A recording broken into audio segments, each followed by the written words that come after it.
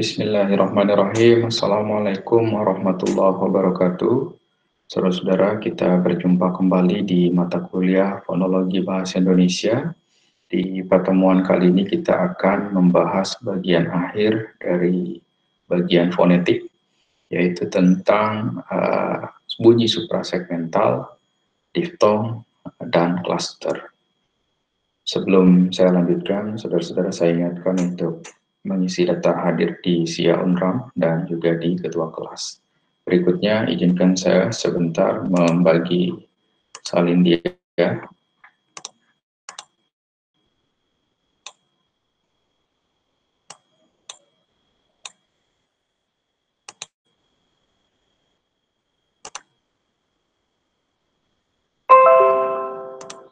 Baiklah, saudara-saudara, mari kita mulai.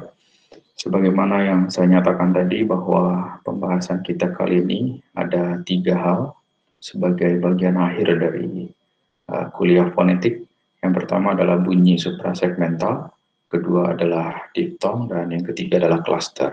Saya berharap saudara-saudara mencatat dengan baik poin-poin atau detail-detail yang akan kita bahas pada kesempatan kali ini, karena poin-poin tersebut akan sangat berguna ketika saudara-saudara mengikuti mata kuliah cabang linguistik yang lain ya di setelah fonologi, yaitu morfologi, sintaksis, semantik, dan semacamnya. Mari kita mulai dengan yang pertama, yaitu bunyi suprasegmental. Pada perkuliahan sebelumnya, saya pernah memberikan tugas ke saudara-saudara untuk mencari klasifikasi bunyi, ya, bunyi bahasa.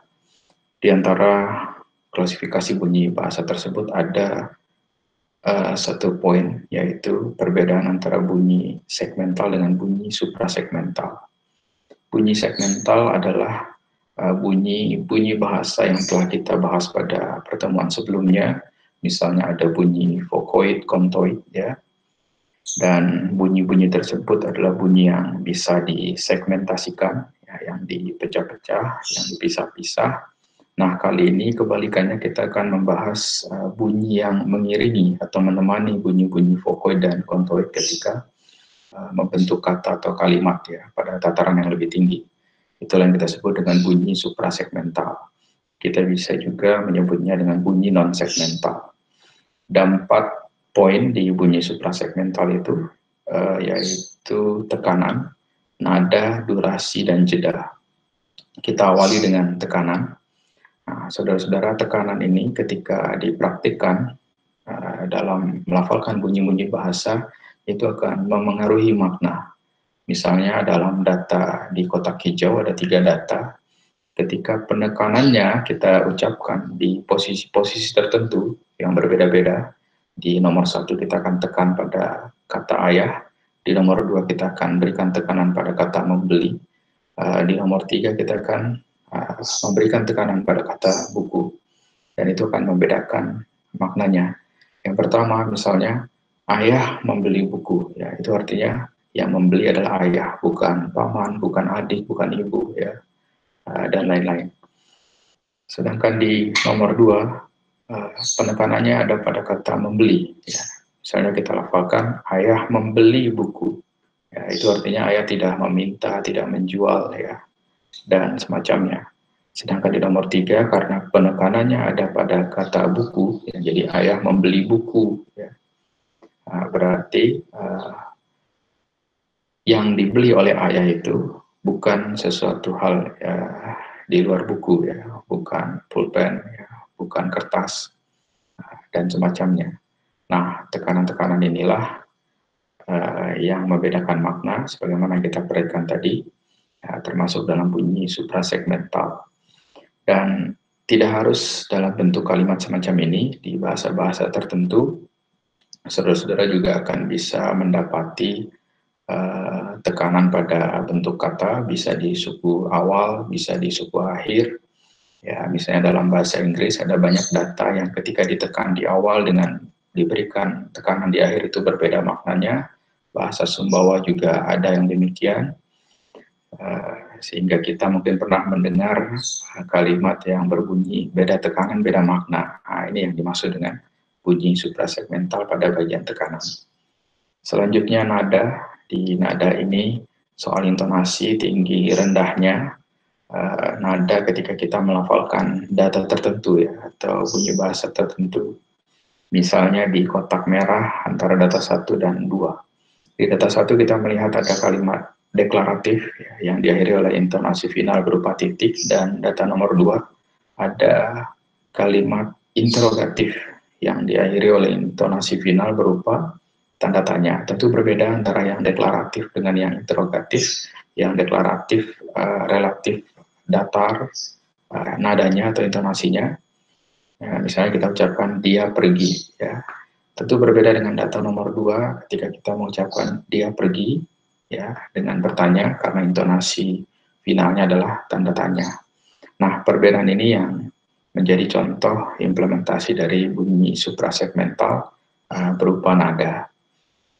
Selanjutnya ada durasi. Nah, di durasi ini soal panjang pendeknya kita ucapkan ya bunyi tertentu ya, atau unsur bahasa tertentu. Misalnya di bahasa Indonesia ada kata datang, tetapi di bahasa Indonesia durasi ini tidak terlihat membedakan makna ya. Misalnya apakah kita lihat di titik 2 itu berarti posisi kita memanjangkan bunyi ya ketika kita lafalkan ya. Nomor 1 kita akan katakan dengan datar saja biasa datang ya. Nomor 2 kita akan panjangkan da dibandingkan dengan tangnya. Sementara di nomor 3 mungkin kita akan teriak datang dengan memanjangkan bagian setelah ta ya, jadi tang ya, datang. Nah, itu yang disebut dengan durasi ya, atau panjang pendeknya bunyi ketika dilafalkan. Di bahasa Indonesia sebagaimana yang saya katakan memang belum terlihat bagaimana durasi ini bisa membedakan makna. Sedangkan di bahasa-bahasa Sanskerta ya, bahasa-bahasa lain ya, bahasa-bahasa asing itu ada data-data tertentu yang terlihat durasi ini ketika diucapkan lebih panjang itu berbeda dengan ketika diucapkan dengan pendek. Berikutnya ada jeda terakhir ya. Kita mungkin pernah melihat data-data di kotak biru ini ya, ketika kita menjeda di bagian tertentu ternyata bisa membedakan makna. Ya, misalkan nomor 1 kalau dijeda kucing makan, tikus mati, ya, kita tahu mana siapa yang makan ya dan siapa yang mati. Berbeda dengan nomor 2 misalnya kucing makan tikus mati. Nah, sekarang siapa yang makan dan siapa yang mati juga akan lebih jelas, tentu berbeda dengan keadaan yang di nomor 1. Begitu pula ketika nomor 3 diucapkan kucing makan tikus mati. Siapa yang makan, siapa yang mati, tentu silakan dicoba-coba lihat bagaimana jeda ini bisa membedakan kenyataan tersebut ya di data nomor 1, 2, dan 3 di kotak biru. Nah, saudara-saudara, itulah bagian-bagian dari bunyi suprasegmental. Karena tadi kita mengatakan bahwa ada perbedaan makna yang ditimbulkan dari bunyi-bunyi ini ya, ketika mereka menemani rangkaian-rangkaian bunyi segmental berupa vokoid dan kontoid. Bunyi suprasegmental ini juga nanti akan kita bahas di bagian fonemik ya, karena di fonemik kita membahas bunyi itu sebagai pembeda makna. Kita lanjutkan. Nah, sekarang ada istilah penting yaitu diftong ya, yang temannya adalah atau lawannya adalah cluster, tapi di masing-masing bagian ini juga punya istilah lain ya, yang hampir sama, tetapi pada dasarnya berbeda. Diftong biasa disebut dengan gugus vokal. Ya. Gugus itu berarti kesatuan vokal, ya, deretan yang berupa kesatuan. Selain diftong ada juga istilah deretan vokal biasa. Mengapa dilawankan di sini? Karena bentuknya hampir sama, ya. Bentuknya hampir sama yaitu berupa deretan vokal. Lalu apa yang membedakan antara diftong alias gugus konsonan dengan deretan vokal biasa? Satu poin yang membedakannya adalah soal posisinya, apakah di sebuah suku kata atau bukan. jika deretan vokal itu, jika gugus vokal itu atau urutan vokal itu berada pada satu suku kata, itu berarti diftong. Sedangkan jika ada deretan vokal biasa, deretan vokal maksud saya, yang tidak berada dalam satu suku kata, itu kita sebut dengan deretan vokal biasa. Kita bisa melihatnya, ya sebelum kita membahas jenis diftong ya. Ini penting saya sampaikan perbedaan antara diftong dan deretan vokal biasa. Antara yang biru, ya biru gelap dengan yang biru lebih muda, di bagian atas itu ada kata pantai, harimau, survei, amboy. Ya, inilah data-data diftong dalam bahasa Indonesia, yaitu ada diftong AI pada kata pantai, harimau pada kata AU pada kata harimau, ada EI pada kata survei, dan OI pada kata amboy. Nah, ada AI, AU, EI, OI yang posisinya itu berada dalam satu suku kata. Ya, kalau kita pisahkan suku kata di kata pantai, ada pan dan tai. Ya.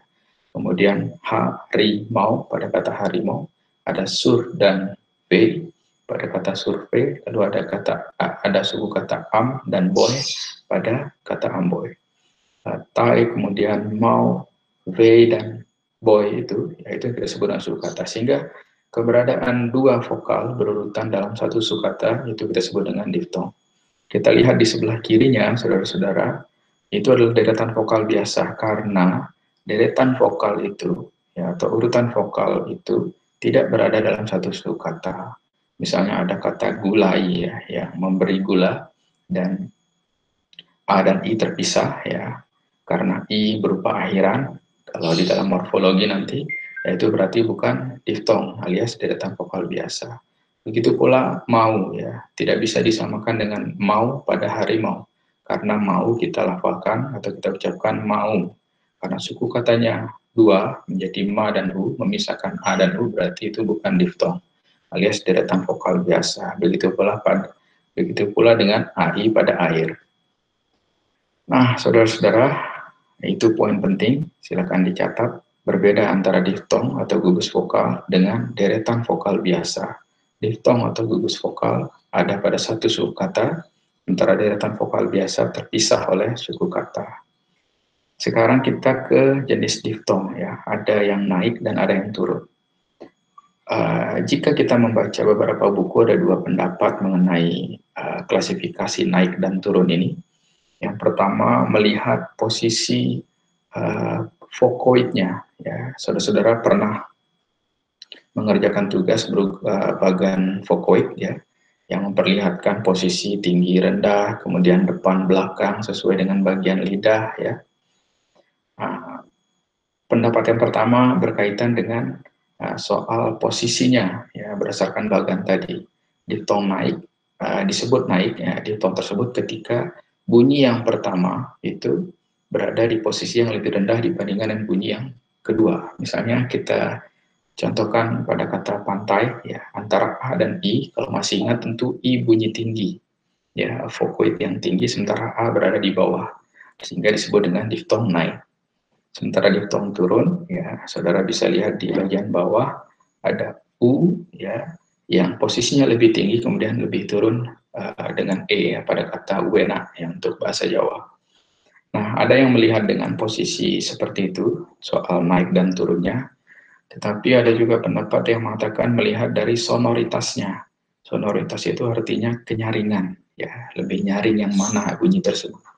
Kalau kita sebut bunyi yang di atas di kotak biru yang panahnya ke arah diftong naik, rata-rata kita akan menyebutnya, melafalkannya dengan vokal yang kedua pada diftong tersebut itu lebih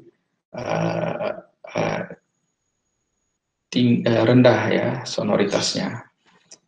Misalnya pantai, ya, seolah-olah i yang di ujung itu menghilang, ya, bahkan menjadi semivokoid berupa y, ya, jadi pantai. Nah, itu yang disebut dengan sonoritas yang kedua lebih kecil, sementara yang pertama lebih tinggi, ya, yaitu bunyi vokoid A. Begitu pula dengan harimau, ya, U-nya seolah-olah menjadi semivokoid W. Nah, sehingga dari sonoritas inilah digolongkan ada diftong naik dan diftong turun. Nah, sebaliknya yang turun itu berarti sonoritas untuk yang kedua itu lebih tinggi ya, lebih jelas. Ketika orang Jawa mengucapkan wena ya, u-nya seolah-olah menjadi w, tidak terlalu jelas tetapi penekanannya atau sonoritas kenyaringannya ada pada e. Nah, sehingga disebut dengan diftong turun. Silakan diperhatikan dua pendapat tersebut ya, saudara-saudara bisa menggunakan yang mana saja silakan. Yang pasti yang paling penting pada poin ini adalah saudara-saudara harus tahu bahwa ada diftong naik dan ada diftong turun. Ya, saya sendiri lebih memilih yang berdasarkan posisinya ya, meskipun beberapa tulisan juga mementingkan soal sonoritas. Yang penting saudara-saudara tahu poin-poinnya, ya silakan diikuti yang mana saja yang sesuai dengan keinginan saudara-saudara ya. Nah, kita lanjutkan. Tadi ada diftong naik ya, ada juga diftong turun ya. Contohnya ada di bahasa Jawa, ada wena dan ada wadoh ya. Kalau tidak salah ini enak dan jauh ya maknanya. Pengucapan tadi sudah saya jelaskan, pengucapan wena-nya ya. Sonoritasnya ada pada yang kedua ya. Kalau dilihat dari tinggi rendah berarti U lebih tinggi, E lebih rendah, dan untuk wadoh U juga lebih tinggi, sedangkan A lebih rendah, sehingga disebut dengan diftong turun. Terakhir, adakah istilah triftong? Ya, kalau dift berarti dua kan, nah, sedangkan yang trif berarti tiga. Jawabannya adalah ada, misalnya di bahasa-bahasa asing seperti bahasa Inggris ya. Contohnya ketika kita mengucapkan bahasa Inggris api, yaitu fire ya, fire. Di situ ada a ya, vokoid a, fire i ya sekaligus e, fire ya. Dan tiga itulah yang disebut dengan triftong karena ketiganya bisa kita ucapkan atau diucapkan dalam satu suku kata. Ya, itu tentang diftong, saudara-saudara. Jadi ada beberapa poin tadi. Pertama, perbedaan antara diftong dan deretan vokal biasa. Yang kedua adalah diftong itu ada yang naik dan turun. Ada dua pendapat untuk mengklasifikasikan hal ini. Yang pertama adalah soal posisi tinggi, rendahnya deretan vokal itu, mana yang rendah. Kalau yang rendah ke tinggi berarti diftong naik. Sebaliknya juga demikian. Ada juga yang melihat dari sonoritas kenyaringan, bunyi yang mana yang lebih nyaring ya. Apakah yang pertama atau yang kedua untuk memisahkan naik dan turun. Yang terakhir poinnya adalah triftong ya. Jadi ada tiga bunyi vokoid yang diucapkan dalam satu suku kata. Nah, terakhir kita ke cluster. Sebagaimana pada diftong, soal vokoid, yang cluster ini soal kontoid ya. Kita juga harus pisahkan ada istilah cluster dan ada istilah deretan konsonan biasa. Prinsipnya sama seperti diftong tadi ya. Cluster adalah gugus konsonan yang ada dalam satu suku kata, sedangkan deretan konsonan biasa itu adalah deretan konsonan biasa yang dipisahkan oleh suku kata. Kita lihat pada bagian biru contoh cluster di bahasa Indonesia dan kebanyakan adalah serapan dari bahasa asing pada dasarnya. Misalnya ada bunyi kontoid P dan R pada kata presiden. Kalau kita pisahkan suku katanya berarti ada presiden. Nah, pre ini satu suku kata, lalu ada dua urutan konsonan dalam satu suku kata, sehingga kita sebut dengan cluster. Kemudian ada struktur, ya ada struk dan tur, ya STR di situ bahkan ada tiga cluster, ya tiga bunyi kontoid yang membentuk cluster. Kemudian yang ketiga ada TR ya pada kata trans ya migrasi pada satu suku kata. Berbeda dengan deretan konsonan biasa pada kotak merah ya, ada ND kita lihat di situ ya, deretan konsonan juga ND, ada MB, ada NT. Mandi ND bukan cluster karena dipisahkan oleh suku kata. Damba MB bukan cluster meskipun ada urutan vokal, urutan kontoid maksud saya. Tetapi karena dipisahkan oleh suku kata itu bukan cluster. Begitu pula pada NT di kata sentuh. Nah, saudara-saudara silakan catat baik-baik berbeda antara cluster dengan deretan konsonan biasa. poinnya sama, baik diftong maupun cluster, soal ada dalam satu suku kata atau tidak. Selanjutnya, ini saya kutip dari bukunya Mas Nur Muslih yang sudah memetakan bagaimana cluster-cluster dalam bahasa Indonesia. Rumus clusternya jika terdiri atas dua konsonan itu selalu yang pertama adalah barisan P, B, T, D, dan seterusnya. Ya, jadi kalau ada dua kontoid membentuk cluster, pasti yang awal itu adalah P, B, T, D, dan seterusnya. Sementara yang kedua adalah L, R, W, S, M, dan seterusnya. Sedangkan untuk cluster yang tiga konsonan atau tiga kontoid, maksud saya kontoid ya, karena masih istilah di fonetik kita menyebut vokoid, kontoid. Mohon maaf tertulis konsonan atau vokal tadi. Yang pertama pasti S, ya. Jadi jika ada tiga pasti S, misalnya struktur, itu ada satu contoh. Yang kedua antara T atau P, kontoid yang kedua antara T atau P, sedangkan kontoid yang ketiga adalah antara R atau L. Nah, saudara-saudara bisa mencoba mencari data-data dalam bahasa Indonesia, apakah pemetaan yang dilakukan oleh Pak Mas Nur Muslih ini sepenuhnya benar, atau mungkin ada data baru, bisa jadi. Ya, itulah hal-hal yang bisa kita selesaikan dalam penelitian, dan ini bisa juga menjadi bahan skripsi saudara-saudara kalau mau mencoba ya dengan data-data yang lebih banyak. Nah, itu saudara-saudara pembahasan kita mengenai bunyi suprasegmental, diftong, dan cluster. Contoh misalnya cluster ya, apa fungsinya kita bahas cluster? Nanti di bagian morfologi, saudara-saudara sekali lagi akan bertemu dengan proses morfofonemik. Ya, contohnya ini ya, morfofonemik. Di dalam kaidah SKPT, ya, kita pernah bahas meng dan peng ketika bergabung dengan bunyi SKPT itu kan lulu ya. Ya, berubah bunyinya, misalnya meng plus pandang menjadi memandang, ya. Itu ada kaidah peluluhan, ya. Secara awam disebut dengan kaidah peluluhan. Nah, untuk cluster itu menjadi bagian pengecualian, ya. Misalnya cluster transfer, misalnya TR ya, pada transfer T yang seharusnya lulu, misalnya pada menanam, meng plus tanam menjadi menanam, ketika dengan cluster itu tidak lulu, tetap menjadi mentransfer, bukan mentransfer. Nah, ini contoh mengapa cluster ini harus diketahui ya, karena akan berguna di perkuliahan-perkuliahan sebelumnya. Meskipun ada juga pengecualian soal cluster yang luluh ya, misalnya dengan imbuhan peng ya, misalnya pemproses ya. Seharusnya pemproses kalau mengikuti kaidah utamanya, tetapi ada kaidah pengecualian ya, jadi menjadi pemproses. Tapi di luar itu semua nanti saudara-saudara akan pelajari di morfologi. Yang paling penting poin yang ingin saya sampaikan sebenarnya adalah pengetahuan mengenai cluster itu penting untuk bisa memahami hal-hal yang akan saudara-saudara pelajari di mata kuliah cabang linguistik yang lain. Begitu pula dengan diftong dan bunyi suprasegmental.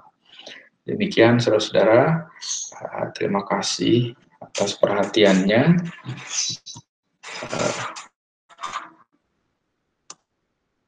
Kali ini saya nyatakan tidak ada tugas ya. Selamat beristirahat dari tugas sebentar saja ya, dan mohon tetap bersabar untuk tugas-tugas yang sebelumnya. Jangan lupa bahwa mata kuliah ini 3 SKS ya, dan sifatnya teknis sehingga ada banyak latihan yang harus saudara lakukan. Demikian, mohon maaf jika ada hal yang kurang berkenan dari penyampaian kali ini. Selamat mempelajari hal-hal yang sudah kita diskusikan tadi. Selanjutnya silakan jika ada pertanyaan, saya tunggu di forum diskusi. Sekali lagi terima kasih. Assalamualaikum warahmatullahi wabarakatuh.